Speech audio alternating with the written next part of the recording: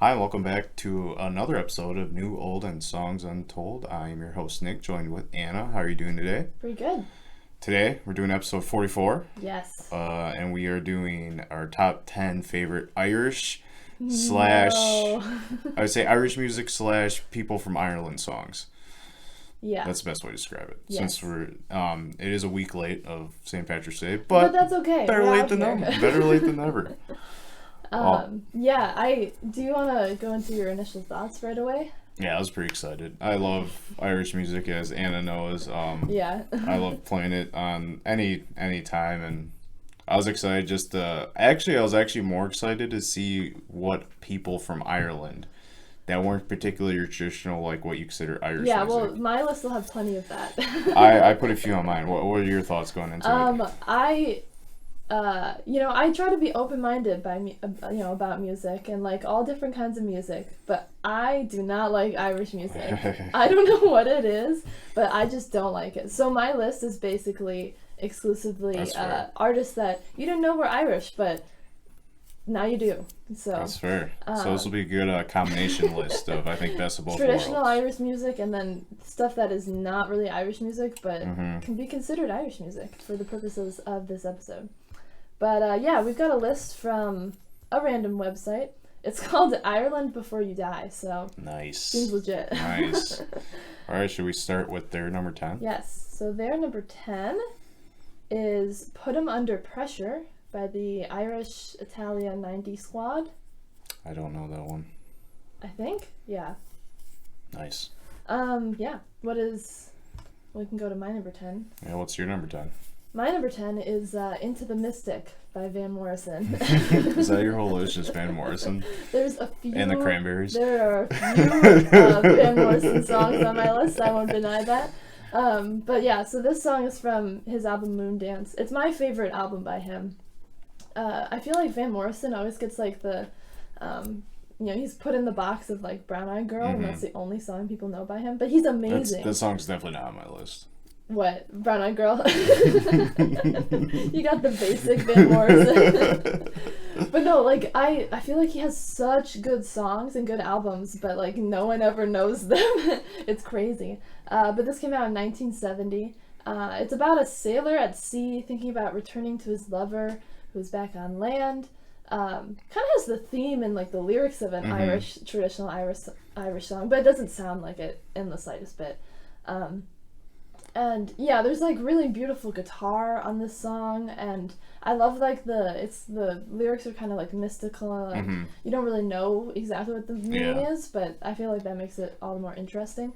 And yeah, I feel like this song and then just this whole album has a really like inherently nostalgic sound, which is makes it amazing. But that is Into the Mystic for my number 10. All right, my number 10 is Seven Drunken Nights. Nice. By the Dubliners.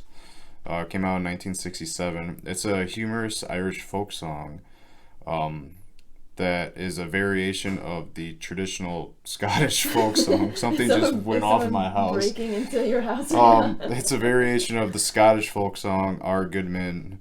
It tells a story of a gullible drunkard who returned night after night to see new evidence that basically his wife's having an affair. Yeah. But doesn't take it like seriously, and it's more ridiculous explanations as the song goes on. Gotcha. It's kind of it's definitely a classic bar song for sure, Irish bar song. And, I feel like a lot of like Irish songs are about like drinking. And this one, it's a hilarious song. It's a main priority. So that's my number 10, Seven Drunken Nights. All right. I'm gonna not know any of the songs that you talk about probably. Well, minus Brown Eyed Girl. No, you'll know a few. I kind of mixed it. I did a mix of both. So. Gotcha. All right, number 9 for the list is Teenage Kicks by the Undertones. I think that's a punk band. Sounds like a punk band. It sounds like a punk band. All right. My number 9 is Chasing Cars by Snow Patrol. It's also on my list. Nice. That's off their album Eyes Open. Came out in 2006, which is crazy. That seems like a million years ago. Yeah, right? But yeah, it's kind of just like a slow building ballad. It was their biggest like selling single. I feel like everybody on the planet Earth knows this song. But it's kind of just like a tender love song about getting by with just you and your significant other. And I think I read a quote, like they said this is like the most pure song they've ever written, which I thought was very accurate. And it's just like a really beautiful, iconic song. Mm-hmm. And happens to be from a band that's from Ireland. I didn't even know that before this episode, honestly. Mm-hmm. But yeah, that's Chasing Cars from my number 9. All right, my number 9 is Brown Eyed Girl, Van Morrison, Classic. 1967 off his Blowing Your Mind album. He is from Bloomington, Belfast, Northern Ireland. All right. By the way. It peaked at number 10 on the Billboard Hot 100. The song is nostalgic lyrics about a former love so I found this funny. The song's like lyrics about a former love were considered too suggestive at the time to be played on many radio stations, so they did make a radio edit. Really? Mm-hmm. Which they removed 60s. lyrics, making love in the green grass, and replaced them with laughing and running, hey, hey.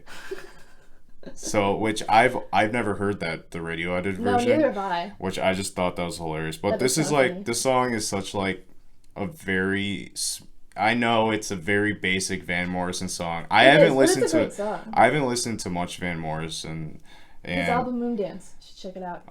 I think we should actually do him for Yeah, an episode. I would love that. I actually really like Van Morrison. I think we should do that for sure. But I think this song's very accessible no matter what kind of mood you're in. Yeah. It's a very chill, but also like you can play it at kind of like not necessarily a party song, but you can still play where everyone knows I the feel song. like you could, you could definitely play it at a party because like it's such a singable, like it's like a sing along song almost because everybody knows. And I have to shout out Robert because Does he love Robbie this? Ray loves this song. So yeah, he plays it all the time. I hear it all the so time. funny. So that's my number 9, Brown Eyed Girl. All right, on to number 8 for the list is also Chasing Cars by Snow Patrol. Ooh. So this is definitely a mixed list, which is probably good. Yeah, because that's what a our good lists thing.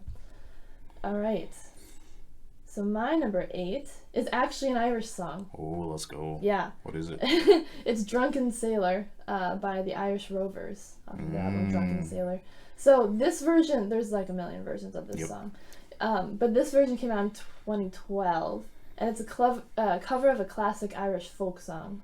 About like sailing on ships that probably came out in the early like 1700s. They don't know exactly, but yeah, this song I feel like it has such like an upbeat vibe that makes you just want to sing along to it with like a bunch of people at a bar. Yep. Which is like quintessential Irish to me. And I have heard this song so many times just because people have sang it.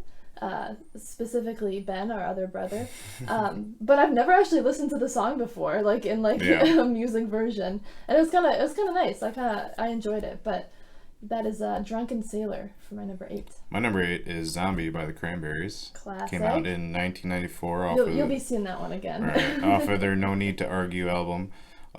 Is written by the band's lead singer Dolores O'Riordan. Yeah, I don't know. O'Riordan?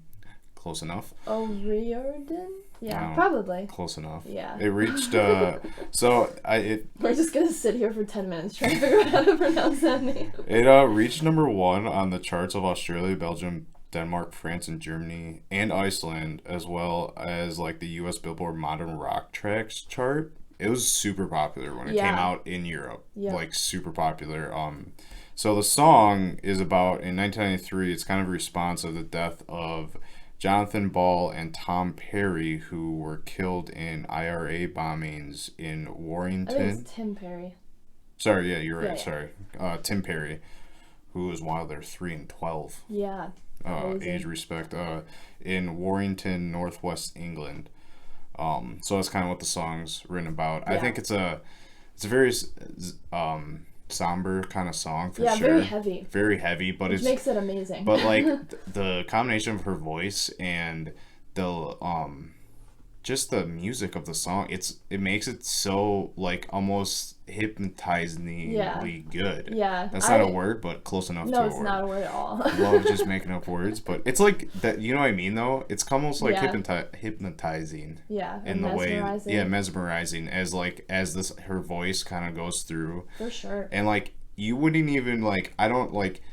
I think also with the song, like the lyrics are obviously very heavy, but like even if you just listen to it, you can't even quite picture the lyrics half the time. You know what I mean? Yeah, and I feel like the Without lyrics really are listening to it. yeah, and like once you look at the lyrics, I feel like they're very universal in a sense. Like it's about a very specific Yes. situation that happened, but I feel like it can apply to so many different things, Yes, and it I would literally agree. is still so relevant.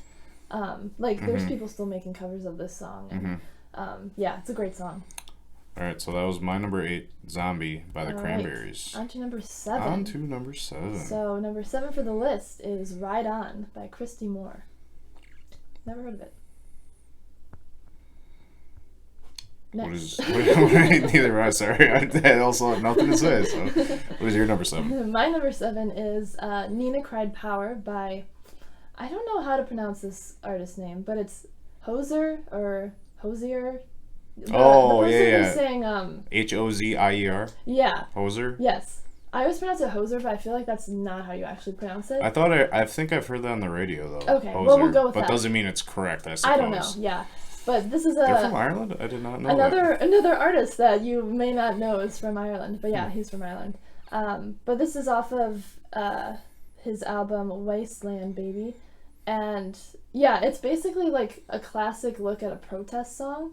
It kind of like is a tribute to Nina Simone, but then also it just kind of mentions a bunch of artists.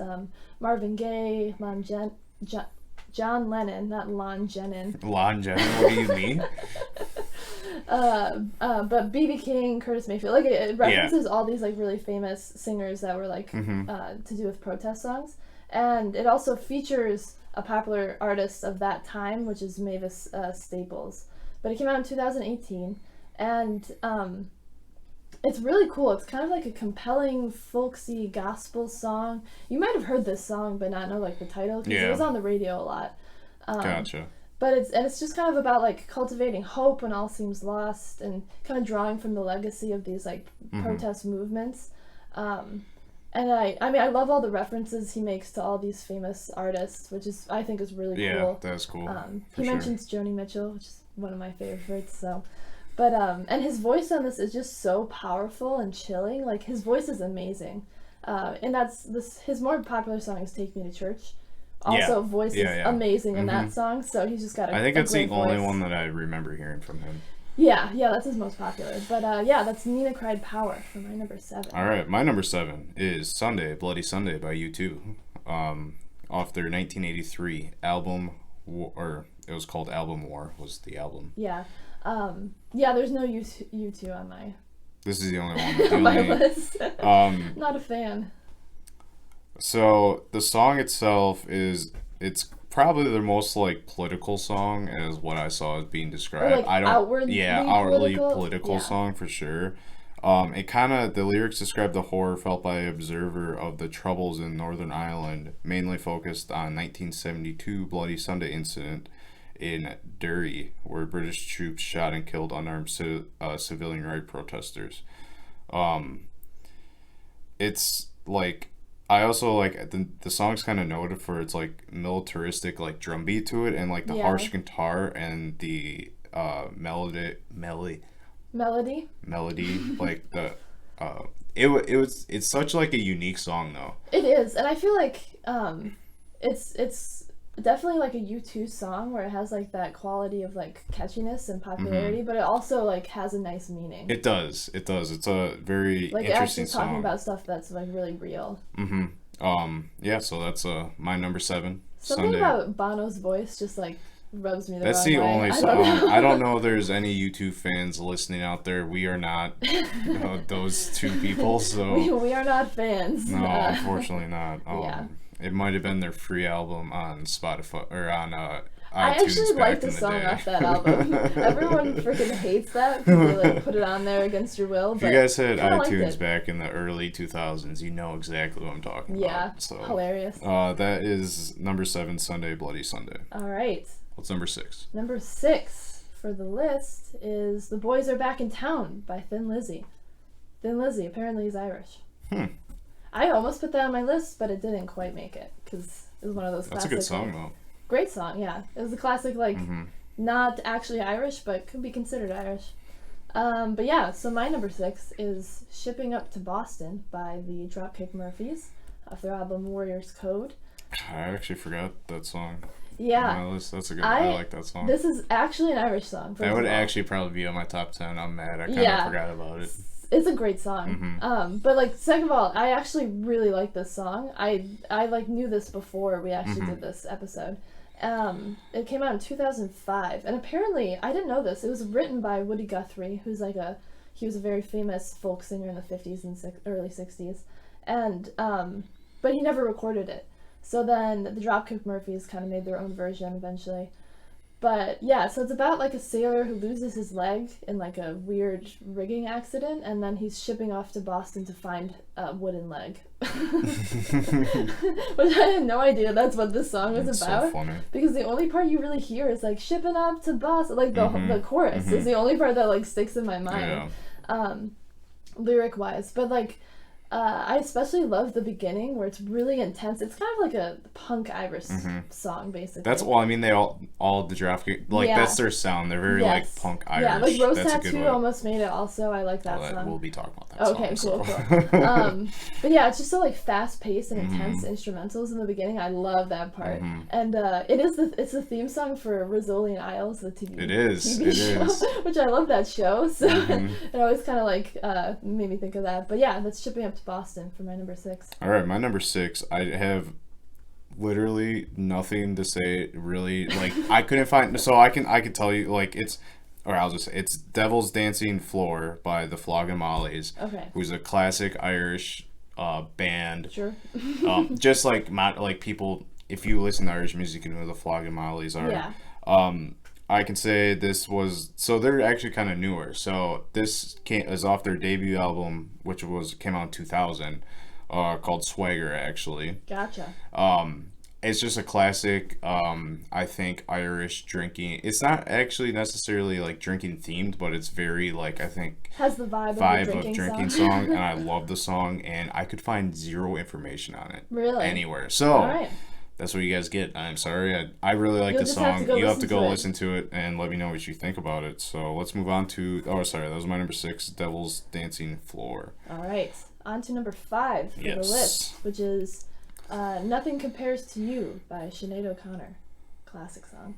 I swear everybody has also heard that song. Almost made my list, but not quite. All right. What was your number 5? My number 5 is For the First Time by The Script. Script is Irish. Who knew? I didn't. Well, For the First Time. I've just heard that song too many times. I love that one. I almost put Before the Worst or The Man Who Can't Be Moved. Honestly, they have a lot of great songs from that kind of era. But yeah, this is off their album Science and Faith from 2010. And apparently it was about a time when the band got back from touring and they kind of wanted to like reconnect with the people who had like gotten to them this kind of like tour and kind of fame, but they got home and they just realized there was very like different reality going on because that was right when like the recession had hit. Gotcha. So people were like losing their jobs, and it was kind of their reaction to that whole situation was this song, which is super cool. That's cool. It literally talks about standing in an unemployment line. But yeah, I just love how it's like melancholy yet also like optimistic in the tone. And it's so catchy. Like, it's such a catchy song. It's constantly stuck in my head. But that is For the First Time for my number 5. All right, my number 5 is a song you already talked about, Chasing Cars by Snow Patrol, 2005. Nice. And you did not mention this, they are from Dundee, Scotland. Oh, no, I didn't mention that. And so, yeah, you said, like, what the song's about, so I'm not going to repeat it. But yeah, I absolutely love this song. I knew this song when it came out. I was in... I think 2005, so I was in 8th grade. Okay, yeah. And I heard it, like, when it came out. I've loved it ever since it came out, you know. So, and the only other thing I will add is that if you guys, any of you guys are Grey Nazi's fan, apparently it was a season finale of the 2nd season is what I read.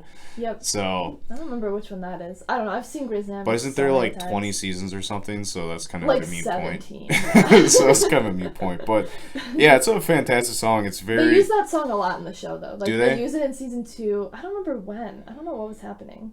It might have been when like Meredith almost died. I mean, she's always almost dying, but like they use it like a bunch of other times. So kind of like you think of that show and you think of that song. I'm trying to read if there's any more that I had. Information. No, yeah, like you said, it's a very like pure kind of love song, and there's not. It's not really like a.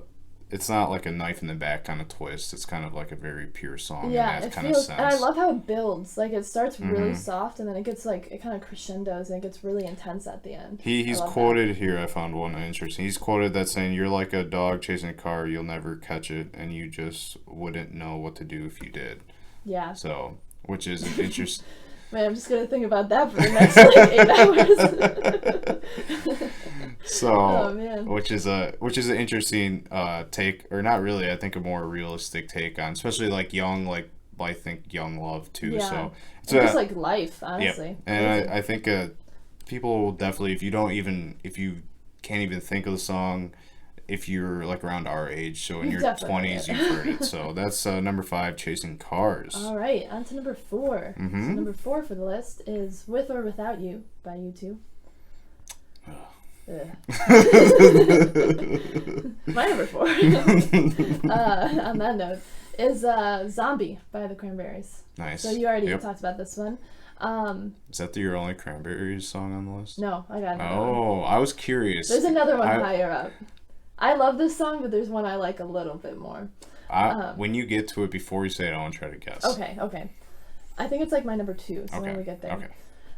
Yeah, so like you said, it's about the conflict in Northern Ireland. Mm-hmm. And they, the song, they kind of have, there's a quote by it, I think the singer, Doris O'Riordan, saying, "This song is our cry against man's inhumanity to man and inhumanity to children," which is like, Mm-hmm. yeah, Mm-hmm. that's exactly Yeah. kind of what it's about. And I feel like it's so like haunting and heartbreaking and powerful, and it completely like drives home the message of what like they're trying to say, and like the brutality of war basically.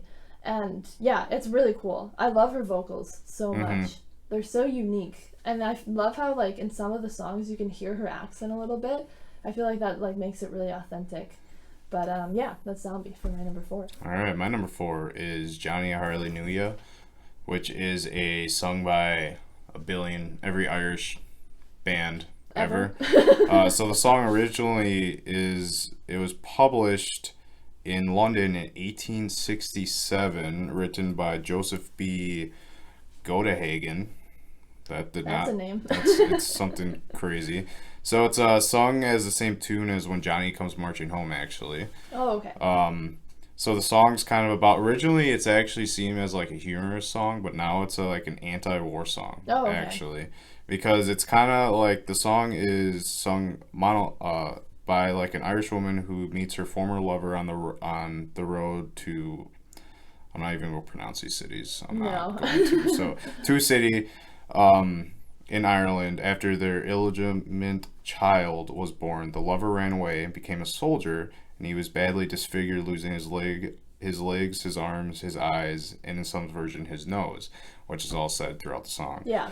In a battle of some sort, and kind of just like they meet, and he's like kind of like absolutely, like it says, a bowl to beg, so he's in kind of not doing too well. Yeah. And in spite of all this, the woman says she's happy to see him and will keep him on as her beau, as it says. Yeah. Or bow. Yes, or beau, whatever.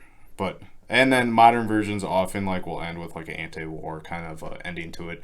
So it's a very interesting song, and it's Yeah. also very like Irish song. Traditional Irish kind Yeah, of thing. it is. I feel like a lot of like traditional Irish songs are just like so old. Like they were like almost like folk kind of. They are like songs they that, are like, like. Just a million people record them after that. So I think my favorite I have a few that I like. I love Dropkicks Murphy because I think they're fascinating because they're kind of an Irish, like you said, an Irish punk. Yeah, it's amazing. So but their version is very different than like the Dubliners is a little slower, and there's even some other people that do the song even slower. So Yeah. it's like it's kind of interesting because you can listen to the same song, which I think is fascinating about Irish music, where you can listen to the same song and each band can take it a completely different direction. Yeah. But it's literally the same lyrics.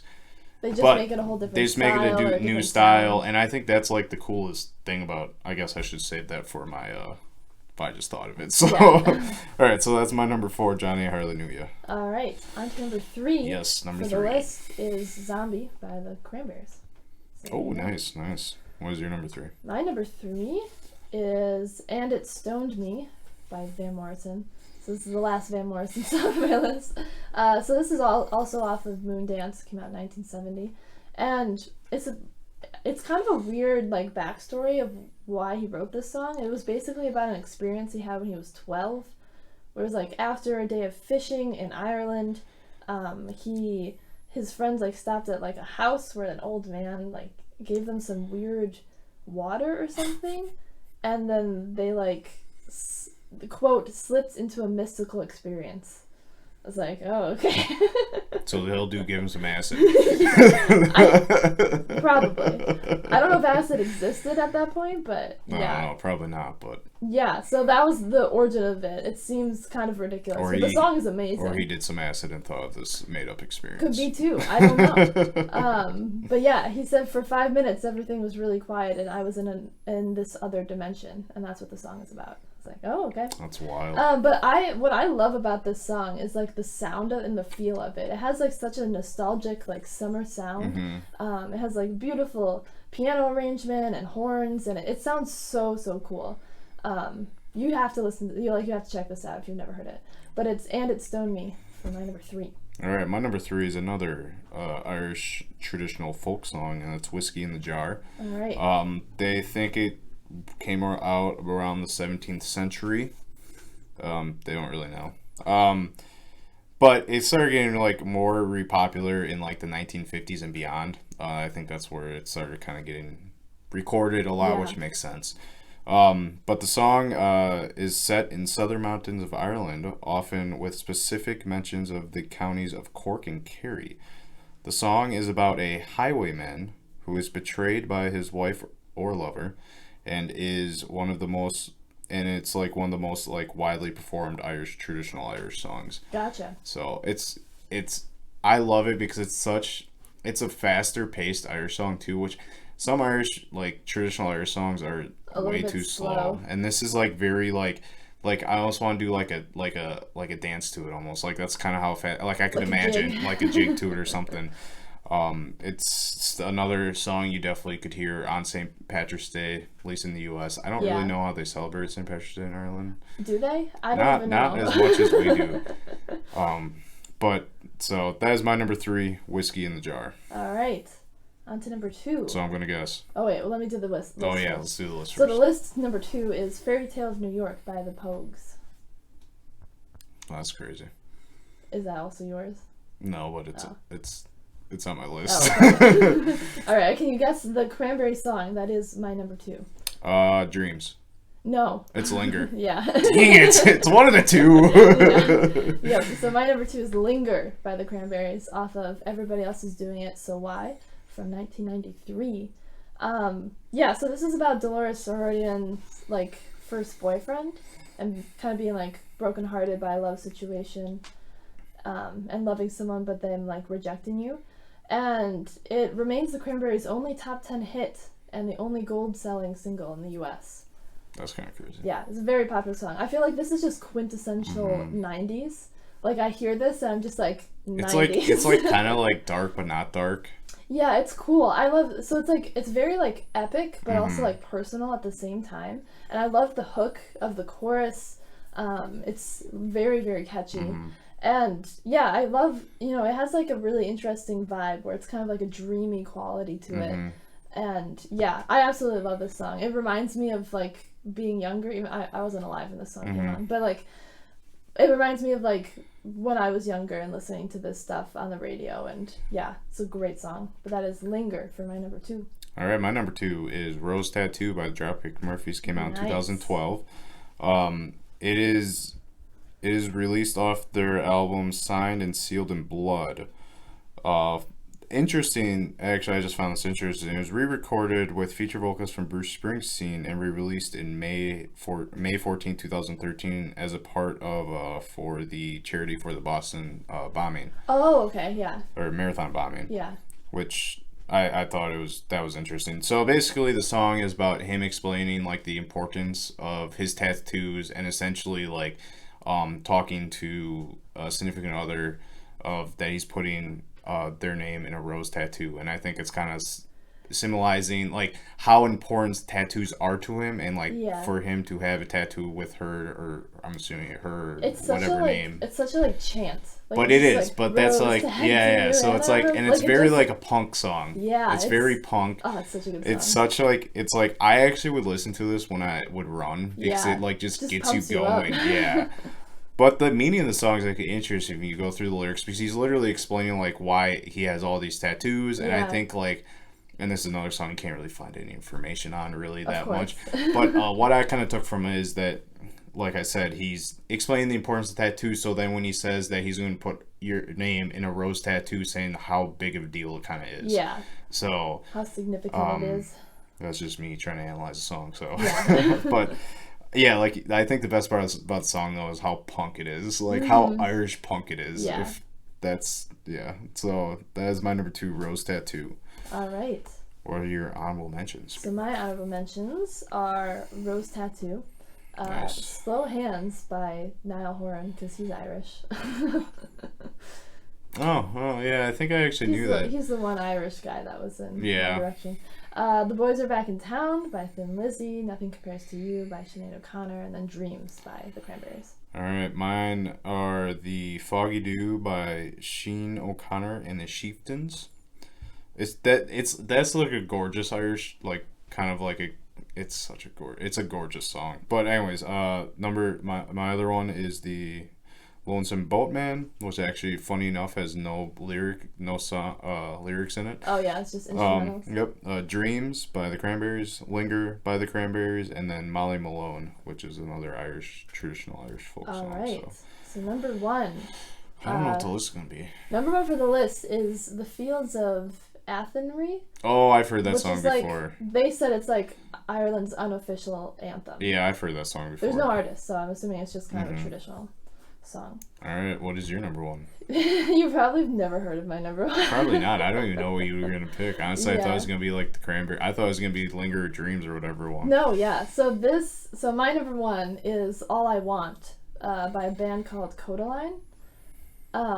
It's from their album In a Perfect World from 2013. They're kind of just like an indie band that Just happens to be from Irish, but Irish. I love this song. I knew they were Irish, I guess, but then when I was looking for like songs for this list, I was like, oh my gosh, I forgot about them. Yeah. Like they're Irish, so Yeah. they count. Nice. But yeah, it's kind of like a melodic indie ballad. Sheds light on like emotions of feeling lonely and wanting someone. And it's kind of, I guess, like the ending of a relationship inspired the song for the songwriter, and it was like their first real breakup. And they said that every lyric is everything I was going through in my room. I was basically writing down what I was going through. So it's a really personal song, and it's such an incredibly beautiful song. It's one of the most beautiful songs I've ever heard. Like it's really, really good, and his voice is very textured, and yeah, I really love this song. I feel like this is kind of popular-ish. It was in the movie Fault in Our Stars, so Okay. maybe people have heard it. I don't know, but it's a great song, and I've listened to this album a lot, and it's such a great album.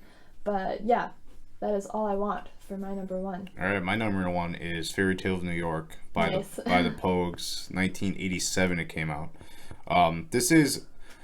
It's I guess technically a Christmas song. Well, not really. It's just a song that takes place around Yeah. Christmas. But anyways, so the song itself is actually a quite depressing song towards the end. They're kind of like, so it's a duet. So it was written by Jem Finer and Shane McGowan. I can't pronounce Irish Yeah. names, man. You can pronounce They're- most names. This So. is true. They're obviously they're part of the band The Pogues, but it also features singer-songwriter Christy Mackel on vocals. So Yeah. it's a duet between her and the lead singer. It's like the song is very like Irish folk style ballad, like as a duet, and it goes on. The song is actually quite like basically a couple going back and forth, kind of sitting there talking about like, are they okay? Like talking about each other, and like it kind of gets kind of depressing towards the end. So that's why I said it's a Christmas song, but like in the sense of it, they're just talking about it because they're sitting down at Christmas. It's kind of like River time by in New Joni York. Mitchell. Like it's not really a Christmas song, but it's about the time of Christmas. I just love the back and forth to this. Her voice is so good in this song. Chrissy's McCall, I don't know, sorry. Yeah, I apologize. Her voice is so good in it, and it's just like it does like if you because the Pogues sometimes you can't really understand what they're saying anyways in their songs, and it does sound like a happy song.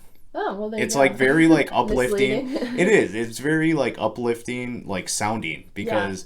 But then you just hear the lyrics to it, and it's like they're calling each other names and like stuff that like I'm not even gonna say. Like they had to rewrite a lot of like a couple lines, and then like that's kind of the beginning. They're kind of bickering back and forth, calling each other names essentially. But the song is just to a couple or whoever talking about a relationship. But it's also like a country and Irish ballad kind of put together that you can also do like a waltz to, as it says, and like it is because it's kind of slower, but it's also kind of fast paced at times. It was a really cool song, and I love hearing it.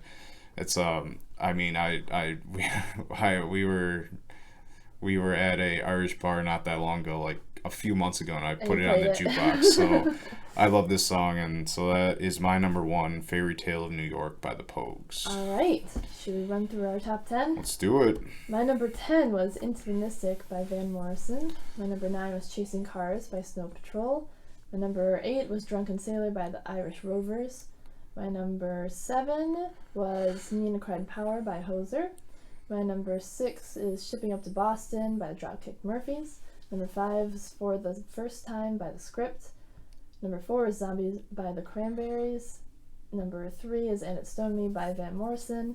Number 2 is Linger by the Cranberries. And my number 1 is All I Want by Codaline. My number 10 was Seven Drunken Nights by the Dubliners. Number 9 was Brown Eyed Girl.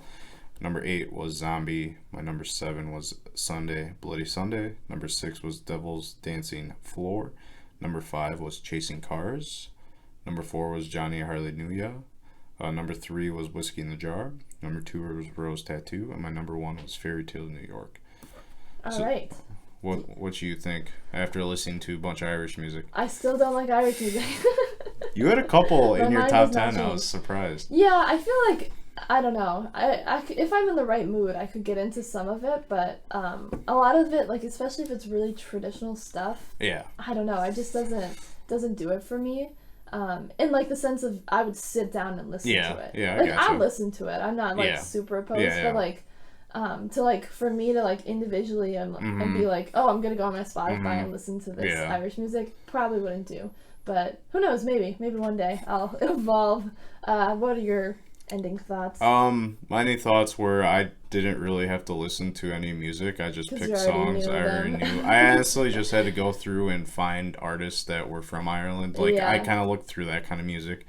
No, I enjoyed it quite a bit, and I love the I think traditional Irish music's so cool. Like I said earlier, where it's like you can have 5 different bands or individual people singing, and it all can be different songs. Yeah, and I love how it represents a lot of history of Ireland. Like I feel like other countries don't have that kind of like cultural like music. Outlet. Yeah, with music where it's like it's literally especially that's modernized very too. Specifically their music and very specifically about their culture and their history. I think that's super cool. Especially with like there's nothing that's been nothing in another country that I know of. Obviously there could be, but that's been like released that's as popular as Irish music in the last 70 years. So and it's crazy that some of those songs, you know, are 500 years old and whatnot. So and they're still like one of the biggest relevant you know today. So that was an interesting episode. That was we have complete opposite views on this music, which is hilarious. So I guess thank you guys for listening to episode 44.